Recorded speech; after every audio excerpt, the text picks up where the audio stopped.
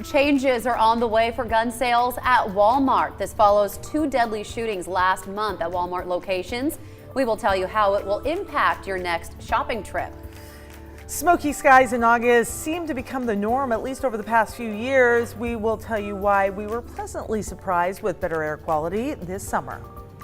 And we're starting off our week with pretty calm weather around the Northwest. Today, sunny skies and 90-degree temperatures, but changes come quick by this weekend. We'll have details coming up in just a bit. All right, Evan, thank you. Well, we are tracking breaking news here at the noon hour. A semi caught fire on Interstate 90. This is near Cheney, in between Cheney and Sprague. Viewers sent in these photos. They say this is impacting westbound lanes. You can see by the photos that fire has spread to nearby brush. Washington State Patrol troopers say at least 1 lane is closed. No injuries are reported right now, but certainly a scary scene. You can see the cab essentially demolished there by that fire. You can find new details on this story this afternoon on KREM.com and the new KREM 2 mobile app. Dramatic looking pictures and video coming out of that. Okay, taking a live look, let's go to Jacksonville, Florida. This is now from our sister station, WTLV. Hurricane Dorian is slowly making its way north to the eastern seaboard. This is, of course, after it pummeled the Bahamas as a Category 5 storm, and you can see here a little bit of wave activity, some cloud cover, but nothing too major to look at this afternoon from Jacksonville. Hi everyone, we're just 1 minute past noon right now, and thanks for joining us. I'm Laura Papetti. And I'm Jen York. Authorities have issued evacuation orders across 4 states in the south ahead of Hurricane Dorian. It is slowly making its way north. People from Florida to the Carolinas are being told to prepare for it to potentially make landfall. At its peak, it was a Category 5 storm, the strongest possible hurricane. The Coast Guard is being deployed today to the Bahamas. First responders will help with medical evacuations. Right now, Dorian is blamed for at least 5 deaths, and leaders say it certainly caused extensive damage to the islands.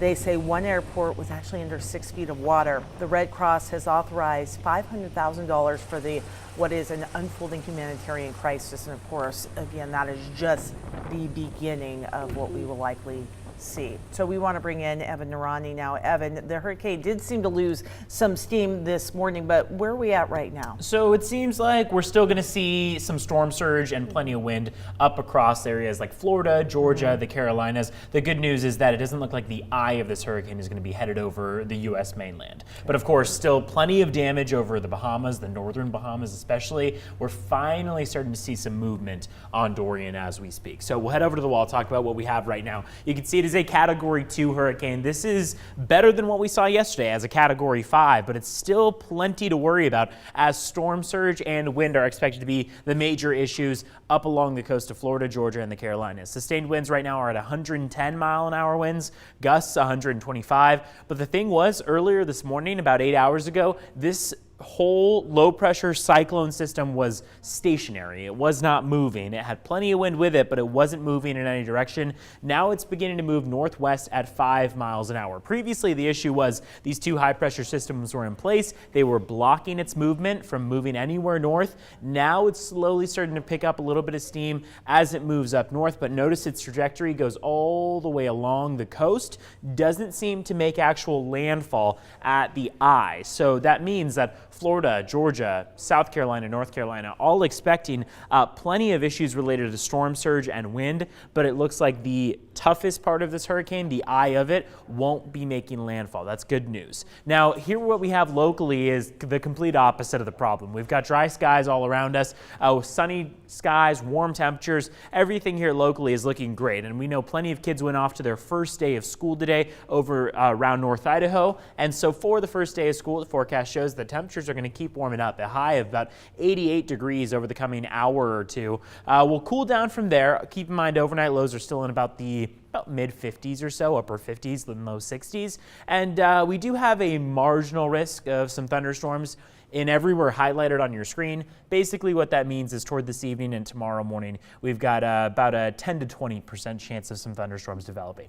We'll talk a little bit more in detail about what we have in your full forecast coming up in just a bit, but for now, I'll send things back to you guys. All right, Evan, thank you. A local firefighter is recovering today after being severely burned fighting the spring coulee fire. That fire sparked Sunday night in Okanogan County.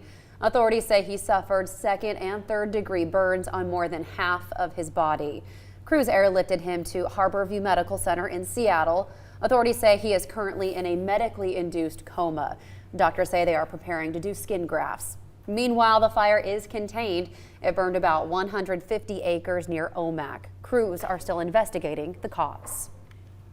Well, and some of us are breathing a sigh of relief, quite literally, from this wildfire season. Yeah, of course, people have been talking about how much better it's been this year than, say, in previous years. This August was much different, in fact, than what we saw the last couple of years. KREM 2's Nicole Hernandez taking a look at air quality this year, just comparing it to even our last smoky couple of years.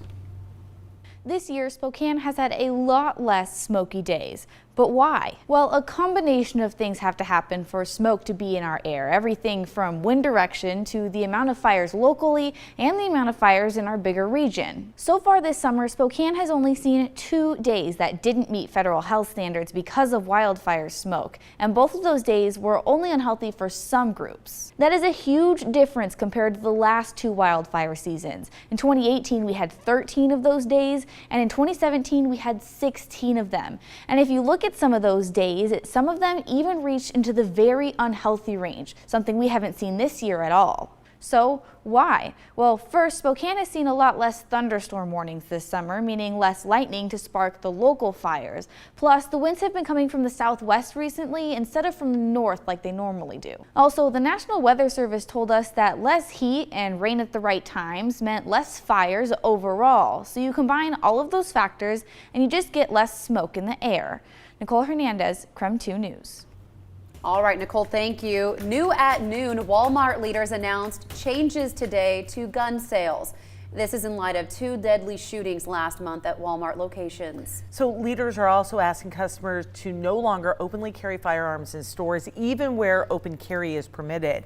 It is also discontinuing the sale of short barrel rifle and handgun ammunition. They say that ammunition can be used in military style weapons.